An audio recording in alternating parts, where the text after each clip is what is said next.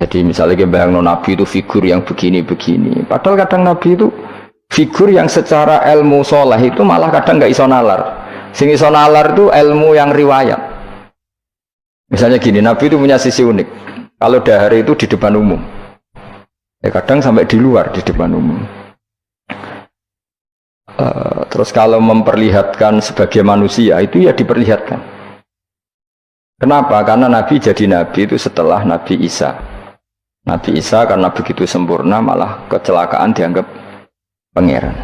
Sehingga Nabi itu kalau dari di depan umum. Terus Nabi istrinya banyak. Karena untuk mempertegas bahwa Nabi itu tidak Tuhan. Karena ciri utama Tuhan itu tidak beristri, tidak beranak, tidak makan, tidak minum.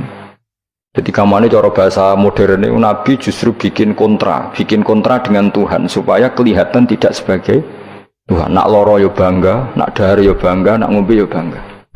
Justru itu bagus, itu di ranah ilmu. Tapi nak di ranah rasa, kowe kan seneng di panutan sing terkenal atau mangan, terkenal atau ngombe. Kan kesannya kan luweh keren. Tapi secara ilmu itu tidak bagus, karena nanti ada potensi kecelakaan dianggap Tuhan. Itu contoh-contoh kecil. Jadi itu ilmu. Loh, yang tahu itu ya tak ulang lagi ulama. Justru Nabi ketika sakit, ketika dipanah ya luka, ketika diantemi wong kafir ya berdarah-darah, itu bagus. Orang nggak perlu memitoskan Nabi itu orang yang misalnya nak dipanah ora tedas, dibacok ora popo. Iku gak Nabi pendekar, jadi paham. Jadi tapi itu secara ilmu, dan sahabat nggak pernah kecewa misalnya nyon sewu Nabi dipanah kok popo, ya ora kecewa, ya seneng aja. Karena mereka diajari Nabi, aku itu gak pangeran. Nah ini saya cerita. Jadi andai kan agama itu tidak berdasar sanad, tidak berdasar ilmu, maka orang akan menghayalkan agama dengan pikirannya sendiri. Itu kan seperti orang idolakan Gajah Mada, wah Gajah Mada terlalu sempurna sampai musno, berarti gak ada kuburane, baliknya neng langit, soalnya itu dintilah musno terus macam-macam. Nah bayangkan kalau agama disepertikan itu, betapa bahayanya. Makanya agama itu butuh apa? Sanad. Karena sanad ini yang menjaga konstitusi apa? Agama. Makanya lengi-lengi apa? Laulal ulama lama arafnal anbiya, walau la murabbi lama arafna rabbi. Kita tidak pernah tahu Tuhan kecuali. Nah maka guru ini posisinya kuat sekali. Saking kuatnya posisi guru, ya guru yang seperti ini, sampai ada pepatah tadi, man ta'alama bila sehin fasehu setan. Orang belajar tanpa guru berarti gurunya itu setan. Karena ekstrimnya tadi, ekstrimnya guru, ekstrim orang tanpa guru itu. Nah kemudian terus mulai ada dominasi. Orang toreko hanya nganggap itu mursyid, mahasiswa hanya nganggap itu dosen misalnya. Terus di tradisi ilmu itu guru. Sebetulnya itu tidak itu semua, yaitu bagian dari itu, tapi tidak itu semua. Yang penting itu ada sanad. Jika cara pandang itu tadi, Nabi di Medina itu waqi'atu ainin, satu fakta sosial. Meskipun dengan segala fadhailul Madinah, tetap itu satu fakta sosial. Bukannya Rasulullah terbanyak hidup di Kufah. Mulai Sayyid alim-alim di Kufah, setelah itu pindah ke Yaman. Apakah pindah ke Yaman itu berarti meninggalkan tempat gaya Rasulullah? Tidak seperti itu. Tapi ciri utama Nabi itu dakwah dan nasrul ilm. Dan yang butuh zaman itu Yaman ya ke Yaman, yang butuh itu ke Indonesia ya ke Indonesia. Nah, andai kan sunnah Rasul dimaknai secara sepihak, kudu urip ning Madinah. Berarti orang Islam sekali gak ning Madinah gak dianggap sunnah Rasul. Wah, itu kan terus panjang jadinya. Makanya terus ada ilmu, yaitu namanya usul fikih. Usul fikih itu yang ngatur itu semua, yang bisa menganalisis. Caranya gampang saja. Zaman Nabi Sugeng itu sudah nyuruh Sayyidina Ali ke Yaman, disuruh dakwah ke Yaman. Beberapa sahabat disuruh ke daerah-daerah terpencil. Artinya apa? Andai kan yang ditempati Nabi Madinah itu jadi sentral, harus orang di Madinah, Nabi tidak akan menyuruh orang keluar dari. Tapi nyatanya mereka disuruh keluar demi kepentingan dakwah. Berarti keluar dari Madinah itu bukan meninggalkan sunnah Rasul. Akhirnya terus jadi ilmu.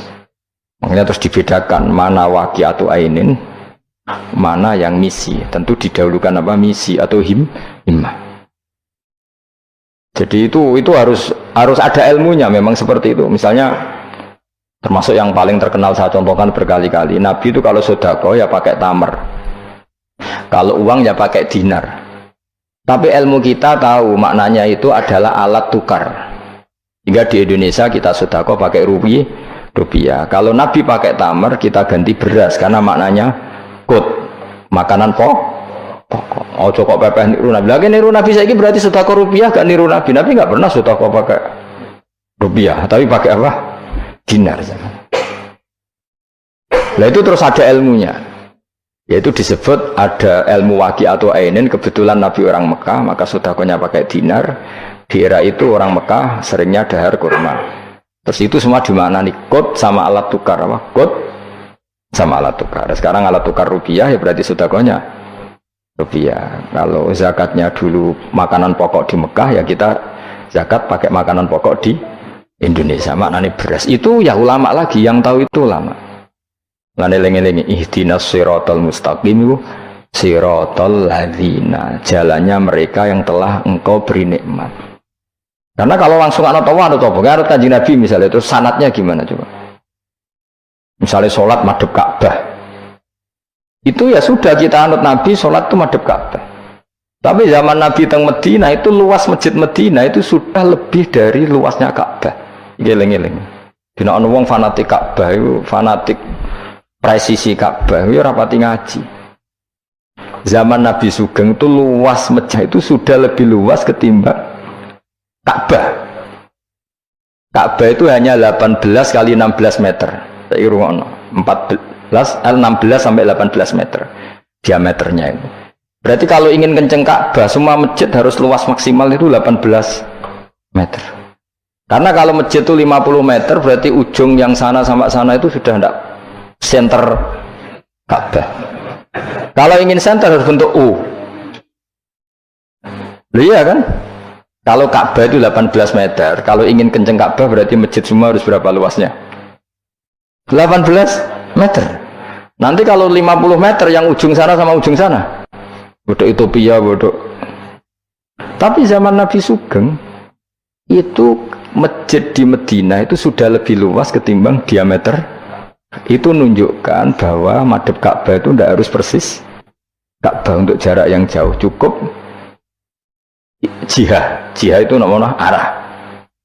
Ya terus seperti itu. Lagi-lagi lalu lama arafnal ambiya. Kemudian nasah mansuh. Kalau sampean belajar textbook, Nabi Ibrahim bujune akeh, Nabi Dawud bujune akeh, Nabi Sulaiman apa meneh. Kowe langsung anut. Ya tidak bisa. Ulama yang tahu ini syariat yang sudah mansukhoh, sudah dihapus ketentuannya. Ya begitu terus seterusnya.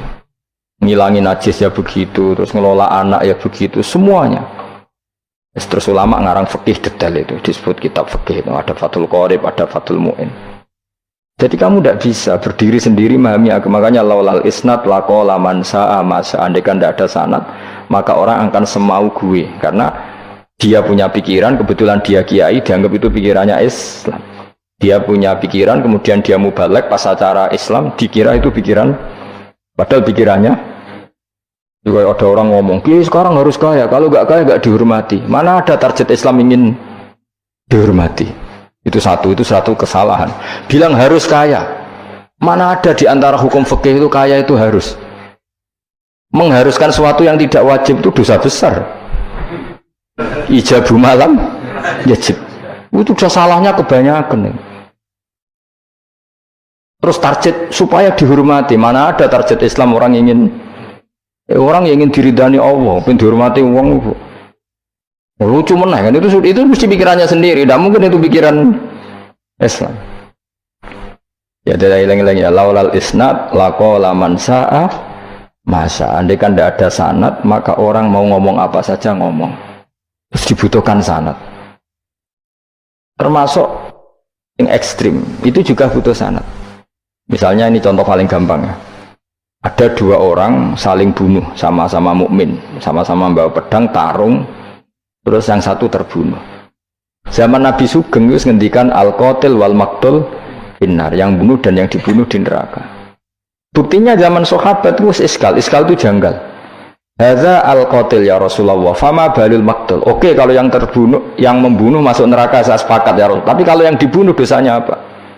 Jawab Nabi, innahu kana harison ala qatli sahibi. Yang terbunuh sebetulnya mentalnya pembunuh, cuma nasibnya. Maka yang diukur Islam itu himmah, bukan nasib. Dia terbunuh itu fakta, tapi mentalnya pembunuh, sehingga dia harus masuk neraka karena mentalnya pembunuh, nasibnya terbunuh, tapi mentalnya pembunuh, sehingga al-qatil wal maqtul benar. Nah itu seperti itu. Kalau nggak kita pakai riwayat nggak bisa, kita masih pakai logika yang qatil di neraka, yang maqtul di surga. Maka jangan-jangan kita di Indonesia bisa saja kita ini Islamnya luar biasa, karena justru di Indonesia itu